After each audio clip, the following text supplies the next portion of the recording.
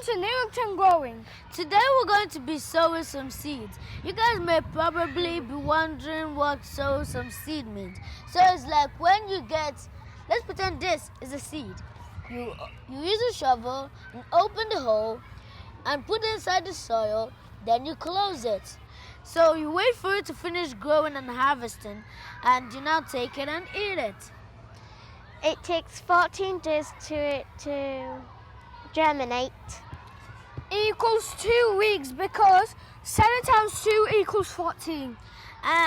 It takes 28 days for it to harvest, and that in total is 4 weeks.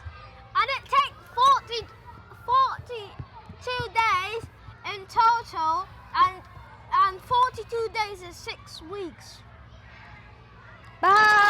Thanks for watching. Bye. Enjoy your day. Bye.